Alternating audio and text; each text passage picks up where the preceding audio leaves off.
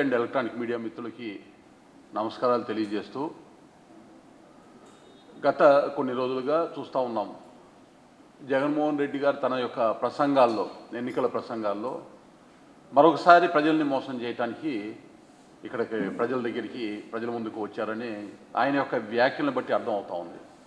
పదే పదే విశ్వసనీయత, విశ్వాసం ఇటువంటి పదాలు ఆయన వాడుతున్నారు. గడిచిన 5 సంవత్సరాల్లో ఆయన యొక్క పాలన తీరు కానీ, ఆయన వ్యవహరించినటువంటి తీరు కానీ, ఈ అరాచక విధ్వంస పాలన ఏదైతే రాష్ట్రంలో జరిగిందో ఒకసారి కనుక మనం గమనించినట్లయితే స్పష్టంగా విశ్వాసఘాతకానికి ట్రేడ్ మార్క్ జగన్మోహన్ రెడ్డి గారు అని మనకి అర్థమవుతుంది. ఇచ్చినటువంటి హామీల దగ్గర నుంచి చేస్తున్నటువంటి అరాచకం, విధ్వంసాల వరకు మనం కనుక గమనిస్తే ఈ యొక్క ప్రపంచంలోనే విశ్వాసఘాతకానికి ట్రేడ్ మార్క్ ఏదైనా ఉందంటే అది జగన్మోహన్ రెడ్డి గారు. ఒక్కసారి ఓటేస్తే జగన్మోహన్ రెడ్డి గారికి ఒక్క ఛాన్స్ ఇవ్వమని ఆయన కోరిన పిదప 2 దశాబ్దాలు రాష్ట్రం వెనక్కి వెళ్ళిపోయింది. మరొకసారి ఛాన్స్ అని ఇప్పుడు వస్తూ ఉన్నాడు. మరొకసారి కనుక ఆయనకి ఛాన్స్ ఇస్తే పరిస్థితి ఏంటయ్యా అంటే శతాబ్ద కాలానికి ఆంధ్రప్రదేశ్ని అభివృద్ధిలో వెనక్కి నెట్టేటటువంటి పరిస్థితి రాబోతుంది అనేటటువంటి అంశాన్ని ప్రజల దృష్టికి తీసుకొస్తా ఉన్నాం. ఇవాళ ఉన్నటువంటి పరిస్థితుల్లో రాష్ట్రం ఏదైతే ఉందో ఆర్థికంగా కుదేలైపోయింది. ఉద్యోగాలు రాక యువత యొక్క ఉపాధి భవిష్యత్తు అంధకారంలోకి వెళ్ళిపోయింది. సాగునీరు ప్రాజెక్టులకి సంబంధించి అడుగు ముందుకు వెళ్ళక రైతులకి, వ్యవసాయదారులు ఎవరైతే ఉన్నారో వ్యవసాయ రంగం మీద ఆధారపడినటువంటి వారి యొక్క జీవితాలు ఛిద్రమై అంధకారమైనాయి. ఈ పరిస్థితుల్లో నుంచి రాష్ట్రాన్ని గట్టెక్కించాలంటే వికసిత సంకల్ప ఏదైతే తీసుకున్నారో, వికసిత సంకల్ప భారత్ అనే సంకల్పాన్ని మోడీ గారు తీసుకున్నారు. ఆంధ్రప్రదేశ్ కూడా వికసిత ఆంధ్రప్రదేశ్గా మార్చాలనేటటువంటి ఒక ప్రయత్నం ఏదైతే ఉందో దానిలో అడుగులు ముందుకు వేసేటటువంటి పరిస్థితి రావాలనంటే రాష్ట్రంలో మోడీజీ మార్క్, డబుల్ ఇంజిన్ సర్కార్ వచ్చి తీరుతుంది. రావాల్సినటువంటి అంటే అవసరం ఉంది. ప్రజల యొక్క ఆశీర్వాదం దానికి ఉంది. ఇవాళ జగన్ మార్క్ సర్కార్కి డబుల్ డిజిట్ కూడా వచ్చేటటువంటి పరిస్థితి లేదు. పార్లమెంట్లో ఆయన 25కి 25 అంటున్నాడు. సింగిల్ డిజిట్కి పరిమితం అయ్యేటటువంటి పరిస్థితి. అదేవిధంగా అసెంబ్లీలోకి వచ్చేటప్పటికి 10-15 స్థానాల్లోపు ఆగిపోయేటటువంటి పరిస్థితి. ఈరోజు ఒకసారి మీరు కనుక చూసినట్లయితే రాష్ట్రంలో ఏ పాలన జరుగుతుందంటే నరకాసురుడు, రావణుడు, దుర్యోధనుడు కలబోతే జగన్మోహన్ రెడ్డి ఆ విధానాలను పురికిపుచ్చుకున్నటువంటి పాలనే రాష్ట్రంలో జరుగుతూ ఉంది. ఒకసారి భారతీయ జనతా పార్టీ, తెలుగుదేశం పార్టీ, జనసేన ఈ యొక్క త్రిమూర్తుల కలయికతో ఈ రాక్షస పాలన సంహారం రాష్ట్రంలో తథ్యం. ఈ యొక్క త్రిమూర్తుల కలయికలతో ఈ రాక్షస పాలనని పోగొట్టి అభివృద్ధి, సంక్షేమం అనేటటువంటి 2 జోడు చక్రాల మీద రాష్ట్రాన్ని శరవేగంగా ముందుకు తీసుకెళ్లేటటువంటి పరిస్థితి ఉత్పన్నం కావటం కోసమే, ఆ విధమైనటువంటి పరిస్థితుల్ని రాష్ట్రంలో ఏర్పాటు చేయడం కోసమే ఈ యొక్క 3 పార్టీలు ఏకం కావటం జరిగింది.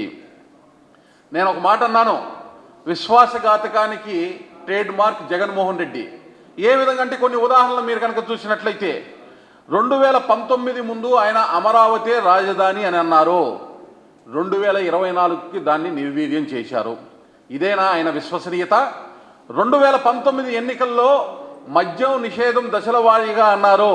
2024 నాటికి తనకు మద్యం ఆదాయం మాత్రమే నాకు అనుకూలమైన మార్గం అని అంటున్నారు. ఇదేనా విశ్వసనీయత? ఇది విశ్వాసఘాతకం కాదా? 2019కి ముందు కులం చూడం, మతం చూడం, ప్రాంతం చూడం అని ప్రగల్భాలుగా పలికినటువంటి జగన్మోహన్ రెడ్డి గారు 2020 నాటికి కుల విభజన చేశారు. రాష్ట్రంలో మత మార్పిడులను ప్రోత్సహించారు. ప్రాంతాల మధ్య చిచ్చు పెట్టేటటువంటి ప్రయత్నం చేశారు. కేవలం ఓటు బ్యాంకు కోసము ప్రజల్ని డివైడ్ చేసే, విభజన చేసేటటువంటి దానికి ఈ ప్రజల్ని ఏ విధంగా అయితే చూడాలో ఆ విధంగా చూడకుండా ప్రజల సంక్షేమ రహితంగా ఇక్కడ పాలన సాగించటం మనం చూసాం. 2019లో ఉద్యోగస్తులకి ఫ్రెండ్లీ సర్కార్ అన్నాడు. 2024కి వాళ్ళని బానిసల కన్నా హీనంగా చూసేటటువంటి పరిస్థితి మనం చూసాం. ఇదేనా విశ్వసనీయత? ఇది విశ్వాసఘాతకం కాదా జగన్మోహన్ రెడ్డి గారు అని ప్రశ్నిస్తున్నాం. 2019 నుండి ఇప్పటి వరకు పదే ఆయన నా ఎస్సీలు, నా బీసీలు అనే మాట మాట్లాడుతూనే ఉన్నారు కదా. 2024 నాటికి ఈ 5 సంవత్సరాల్లో సప్లాన్ నిధుల్ని గోల్మాల్ చేశారు కదా. ఆయా వర్గాల్ని, నిమ్న జాతుల్ని, అట్టడుగు వర్గాల జాతుల్ని అందరికీ కూడా వారికి అందాల్సినటువంటి ఫలాన్ని అందకుండా వాళ్ళని తొక్కేశారు కదా. ఇదేనా మీ విశ్వసనీయత? ఇది విశ్వాసఘాతకం కాదా? మీరు విశ్వాసఘాతకానికి ట్రేడ్ మార్క్ అనే దానికి ఇది ఉదాహరణ కాదా అనేటటువంటి దాన్ని నేను ప్రశ్నిస్తూ ఉన్నాను. 2019లో జగన్మోహన్ రెడ్డి గారుగా ఉన్నటువంటి మన ముఖ్యమంత్రి గారు ఈ 5 సంవత్సరాల పాలన అనంతరం 2024లో ఎట్లా కనబడుతున్నారంటే అయోమయం జగన్నాథం లాగా కనబడుతున్నారు. ఇవాళ ఒక్కసారి మనకు కనుక చూసినట్టయితే 2019లో మేనిఫెస్టోని భగవద్గీత అన్నారు, బైబిల్ అన్నారు, ఖురాన్ అని చెప్పి అధికారంలోకి వచ్చిన తరువాత ఈరోజు పేదలకి బిస్కెట్లు వేస్తూ బంగారు బిస్కెట్లు ఇంట్లో పేర్చుకుంటున్నాడు జగన్మోహన్ రెడ్డి గారు. ఒక్కసారి ప్రజలు ఆలోచించాల్సినటువంటి అవసరం ఉంది. ఈరోజు 2024లో 5 సంవత్సరాల తర్వాత ప్రజల ముందుకు వస్తున్నారు ఓటేయమని. ఏ మొహం పెట్టుకొని ఓటేయటానికి అడగటానికి ముందుకు వస్తున్నాను? ఈ ప్రశ్నలన్నీ అడగాల్సినటువంటి ఆయా వర్గాలు అడగాల్సినటువంటి అవసరం ఉంది. మరొక మాట, రాష్ట్రంలో వివిధ పథకాలకి సంబంధించి, ప్రాజెక్టులకి సంబంధించి కేంద్ర ప్రభుత్వం దాదాపు ఈ 5 సంవత్సరాల్లో ఏదైతే ట్యాక్స్ డివల్యూషను అటువంటి అంశాలు కాకుండా పథకాలకి, ప్రాజెక్టులకి సంబంధించి మెయిన్ కేంద్ర ప్రభుత్వం 2 లక్షల కోట్ల రూపాయలు కేంద్ర ప్రభుత్వం దగ్గర నుంచి వస్తే వాటిని నేను బటన్ నొక్కానని నేను పదే పదే చెప్పుకునేటటువంటి పరిస్థితి, వచ్చినటువంటి నిధుల్ని సద్వినియోగం చేయకుండా దుర్వినియోగం చేసినటువంటి పరిస్థితి జగన్మోహన్ రెడ్డి గారు రాష్ట్రంలో. ఇవాళ కేంద్రం ఇచ్చినటువంటి నిధులకి, పథకాలకి పేర్లు మార్చి స్టిక్కర్లు తగిలించుకున్నారు. ఇవాళ ఏదైతే పిఎం స్వానిధిని తీసుకొచ్చి చేయూత అంటాడు, రైతు భరోసాలో పిఎం కిసాన్ సమ్మాన్ నిధి ఉంటే దాని గురించి ప్రస్తావించరు, పిఎం ఆవాస యోజన ఉంటే జగనన్న కాలనీలు అని అంటారు, జగనన్న గోరుముద్ద అంటారు, వాస్తవానికి అది పిఎం పోషణ. ఈ విధంగా కేంద్ర ప్రభుత్వ పథకాలకి పేర్లు మార్చి ప్రజల్ని నేను బటన్ నొక్కుతున్నాను అనేటటువంటి అబద్ధాలు, అసత్యాలు ప్రచారం చేసేటటువంటి పరిస్థితి. గడిచిన 5 సంవత్సరాల నుండి కేంద్రం నుంచి, నరేంద్ర మోడీ గారి ప్రభుత్వం నుంచి పంపించేటటువంటి నిధులకి మాత్రమే జగన్మోహన్ రెడ్డి గారు ఇక్కడ బటన్ నొక్కుతున్నారనేటటువంటి అంశాన్ని గుర్తుపెట్టుకోవాలి. రాష్ట్రంలో అభివృద్ధి శూన్యం, అవినీతి విలయతాండవం చేస్తూ ఉన్నటువంటి పరిస్థితి, అరాచక పాలన, విధ్వంస పాలన. ఎక్కడ చూసినా ఏదైతే వివిధ రకాల నిమ్న జాతులకు సంబంధించిన, అట్టడుగు వర్గాలకు సంబంధించినటువంటి వ్యక్తులు, ఒక సుధాకర్ డాక్టర్ గారి దగ్గర నుంచి, కిరణ్ దగ్గర నుంచి వరుసగా చూసినట్లయితే మనం చూస్తే దళితుల మీద, బీసీ వర్గాలకి సంబంధించినటువంటి వాళ్ళ మీద రాష్ట్రం మొత్తం కూడా దాడులు, వాళ్ళ మీద ప్రతీకార చర్యలు, ఏదన్నా ప్రశ్నిస్తే ప్రతీకార చర్యలతో అట్టుడిగిపోయింది. రాష్ట్రాన్ని ఏమన్నా చేశారంటే అన్ని రకాల అప్పులతో కలిపి 1 డజన్ లక్షల కోట్ల రూపాయల అప్పులకి తీసుకెళ్లాడు జగన్మోహన్ రెడ్డి గారు. అభివృద్ధి శూన్యం, అప్పులు మాత్రం ఘనం అనేటటువంటి విధంగా ఇవాళ రాష్ట్రంలో పాలన సాగుతోంది. రాష్ట్ర ప్రభుత్వంలో చేసినటువంటి పన్నులకి సంబంధించినటువంటి బిల్లులు చెల్లింపులు, అలాగే సప్లైస్కి చెల్లించాల్సినటువంటి బిల్లులు చెల్లింపులకి సంబంధించి అడుగడుగున లంచం లేనిదే ఫైలు కదలనటువంటి పరిస్థితి. సామాజిక వివక్షకి పేటెంట్ వైకాపా ప్రభుత్వం ఈరోజు సమాజంలో ఉన్నటువంటి వివిధ రకాల కులాలని, మతాలని, వర్గాల్ని చీల్చి చెండాడి వివక్షకు గురి చేస్తున్నటువంటి ప్రభుత్వం ఇవాళ జగన్మోహన్ రెడ్డి గారి నేతృత్వంలో నడుస్తూ ఉంది. ప్రభుత్వ బళ్లకు పార్టీలు రంగులేసి వేల కోట్ల రూపాయలు ప్రభుత్వ ధనాన్ని దుర్వినియోగం చేసినటువంటి వ్యక్తి, కోర్టులు మొట్టికాయ వేస్తే ఆ రంగులు మార్చాల్సినటువంటి పరిస్థితి. ఈ విధంగా మొట్టమొదటి నుంచి అధికారంలోకి వచ్చిన దగ్గర నుంచి కూడా ఈ విధమైనటువంటి కార్యాచరణలు కేవలం బళ్ళకి సంబంధించి రంగులు మార్చిన దానికి 2,000 కోట్ల రూపాయల వరకు దాదాపు ప్రభుత్వ ఖజానాకి చిల్లుబడినటువంటి, వృధా చేసినటువంటి, ఘనత వహించినటువంటి పాలన మేము జగన్మోహన్ రెడ్డి గారి దగ్గర చూసాం. నాడు నేడుతోటి ప్రభుత్వ పాఠశాల యొక్క రూపురేఖలు మారినాయి అని చెప్తున్నారు. కానీ నాడు నేడుకి సంబంధించి నిధులు ఎక్కడి నుంచి వచ్చినాయి? పిఎం శ్రీ నిధులు ఏదైతే కేంద్ర ప్రభుత్వం నుంచి వస్తున్నాయో, సర్వశిక్ష అభియాన్ దగ్గర నుంచి నిధులు వేస్తూ ఉన్నాయో ఆ నిధులతోటి ఇక్కడ మీరు రంగులు మార్చారు, ప్రజాధనాన్ని వృధా చేశారు. మళ్ళీ కేంద్రం నుంచి వచ్చిన డబ్బుల్ని ఈయనేదో మొత్తం మార్చేసినట్టు ప్రచారాలు చేసుకునేటటువంటి పరిస్థితి. ఇవాళ 25 లక్షల రూపాయలకి ఆరోగ్యశ్రీ నిజంగా వాస్తవ గుండె మీద చేసుకొని 25 లక్షల రూపాయల లెక్కన ఎంతమంది ఎవరైతే లబ్ధిదారులు ఉన్నారో ఎంతమందికి ఈ రాష్ట్రంలో 25 లక్షల రూపాయల లెక్కన ఆయన విడుదల చేశారు? లెక్క తీయమని చెప్పండి. ఇవాళ పిఎం ఆయుష్మాన్ భారత్ ఏదైతే ఉందో 1,57,00,000 పైగా కార్డులు ఇవాళ ఆంధ్రప్రదేశ్లో ఉన్నటువంటి పేద ప్రజలు అర్హులైనటువంటి వాళ్ళకి రావడం జరిగింది. 5 లక్షల రూపాయల వరకు సురక్షిత బీమా వైద్యానికి సంబంధించి దేశంలో ఎక్కడైనా కూడా ఆరోగ్యాన్ని వారి యొక్క ఇబ్బంది పడితే చూపించుకోవటటువంటి అవకాశం కల్పించినటువంటి పరిస్థితి ఇవాళ కేంద్ర ప్రభుత్వం కల్పించింది. ఆయన చెప్పమనండి, వీటికి నిధులు పిఎం ఆయుష్మాన్ భారత్ నిధులు ఎక్కడిని ఎంత వచ్చినాయి, వాటిని ఏ విధంగా డైవర్ట్ చేశాము అని చెప్పే ధైర్యం ఉంటే జగన్మోహన్ రెడ్డి గారిని చెప్పండి. వైకాపా నాయకులని తలుపుని తడితే జగన్ బాబాయ్ వివేకా గారి యొక్క గుర్తులు గుర్తొస్తా ఉన్నాయి. మీరు వైకాపా నాయకులు ఎవరి ఇంటి తలుపు అయినా తట్టండి. ఈ అంశాన్ని ఇవాళ పులివెందుల దగ్గర నుంచి మీరు ఒకసారి చూసినట్లయితే పాలకొల్లు వరకు ఎక్కడ చూసినా కానీ వైకాపా నాయకుల తలుపులు తట్టితే చాలు, వాళ్ళే చెప్తారు జగన్మోహన్ రెడ్డి గారి బాబాయ్ అయినటువంటి వివేకానంద రెడ్డి గారి యొక్కకి ఏ విధంగా ఆయనకి సంబంధించినటువంటి పరిస్థితి, వాళ్ళ కుటుంబానికి ఏ విధమైనటువంటి పరిస్థితి వాళ్ళ ఉంటుందో రాష్ట్రంలో ప్రతి ఒక్కరు కూడా చెప్తారు. ఇవాళ మాట్లాడితే ఏమన్నాడు, అంతకుముందు అసలు రాష్ట్రంలో ఎంతమంది ప్రజలు ఉన్నారు, ఎంతమంది ఉద్యోగాలు ఉన్నాయి, కొత్త ఉద్యోగాలు ఉన్నాయి అంటే వాటిని ఏ విధంగా ఆయన తెచ్చిపెట్టగలిగి చెప్పడంలో కూడా విఫలమయ్యాడు. నేను ఒక చోట విన్నాను, ఒక ప్రసంగంలో మొన్న 4 లక్షల ఉద్యోగాలు ఉన్నాయంట రాష్ట్రంలో. ఈయన వచ్చిన తర్వాత అదనంగా 2.5 లక్షల ఉద్యోగాలు ఇచ్చానని చెప్తున్నాను. రాష్ట్రంలో జనాభానే 5,60,00,000 నుంచి 6 కోట్ల మంది ఉన్నటువంటి పరిస్థితుల్లో 4 కోట్ల మంది ఉద్యోగాలు ఉన్నాయి ఈ రాష్ట్రంలో. నేను ఒక 2.5 లక్షలు పెంచానని అంటే అక్కడే అర్థమవుతుంది ఆయన యొక్క అసమర్థత, అక్కడే అర్థమవుతుంది ఆయన యొక్క పరిపాలనలో అపరిపక్వత. ఇవాళ రాష్ట్రంలో మన రాష్ట్రంలో నిరుద్యోగ శాతం 24% దేశంలోనే అత్యధికం. ఇది జగన్మోహన్ రెడ్డి యొక్క పాలన వైఫల్యం వల్ల వచ్చేటటువంటి పరిశ్రమలు రానియకుండా, కొత్త పరిశ్రమల ఏర్పాటుకి అవకాశం కలగనీయకుండా ఇక్కడ పాలన ఏదైతే జరిగిందో దాని యొక్క ఫలితమే ఈరోజు 24% నిరుద్యోగ రేటుతోటి భారతదేశంలో అత్యధిక నిరుద్యోగులు ఉన్నటువంటి రాష్ట్రంగా ఇవాళ మూటగట్టుకున్నటువంటి పరిస్థితి. ఇవాళ అగ్రవర్ణాల పేదలకి ఒకసారి 10% ఈడబ్ల్యూఎస్ కింద కేంద్ర ప్రభుత్వము అవకాశాలు కల్పించాలి అగ్రవర్ణ పేదలకు కూడా అనేటటువంటి రిజర్వేషన్ కల్పించాలనే ఉద్దేశంతో ప్రవేశపెడితే ఈ రాష్ట్రంలో సక్రమంగా దాన్ని అమలుపరుచున్నటువంటి పరిస్థితి.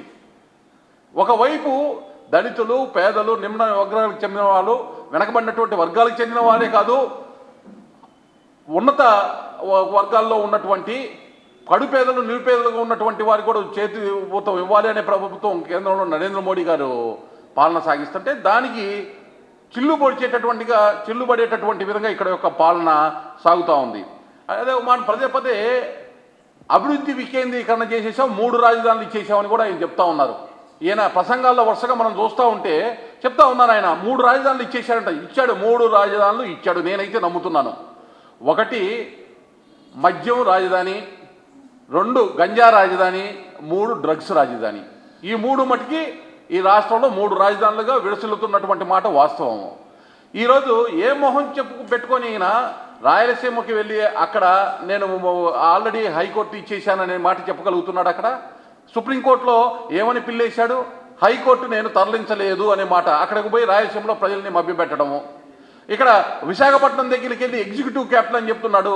అదే పర్సన్, అదే ముఖ్యమంత్రి వేసినటువంటి బిల్లు ఏదైతే ఒకసారి మీరు కనుక గమనించినట్లయితే సుప్రీంకోర్టులో కేవలం అధికార భవనాలు మాత్రమే కడుతున్నావు, ఎటువంటి రాజధాని తరలింపు లేదు అని వేసినటువంటి పరిస్థితి. ఆయన ప్రజలకి చెప్పేటటువంటి మాటలు ఒక రకంగా ఉన్నాయి, కోర్టుల్లో ఆయన చేసేటటువంటి ఏదైతే అఫిడవిట్స్ ఉన్నాయో అఫిడవిట్స్లో ఆయన చెప్పేటటువంటి మాటలు మరో రకంగా ఉంటా ఉన్నాయి.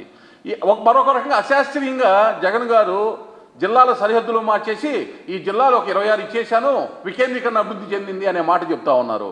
ఇవాళ జిల్లాల సరిహద్దులు కూడా అశాస్త్రీయంగా మార్చారు జగన్మోహన్ రెడ్డి గారు. మార్పులు చేర్పులతో, ఉదాహరణకు ఒకటి చెప్తున్నాను, మార్పులు చేర్పులతోటి ప్రకాశం జిల్లా పశ్చిమ ప్రాంతం మార్కాపురం జిల్లా ఇస్తామనేటటువంటి హామీ మాది.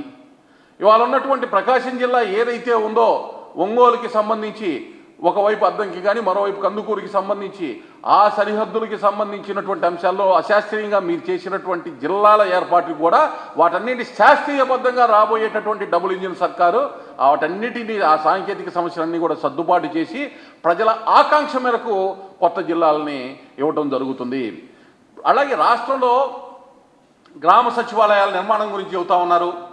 అలాగే రైతుల కోసం 10,700 పైగా రైతు భరోసా కేంద్రాల గురించి చెబుతున్నారు. వాటికి నిధులు ఎక్కడి నుంచి వచ్చినాయి? కేంద్ర ప్రభుత్వం దగ్గర నుంచి కాదా?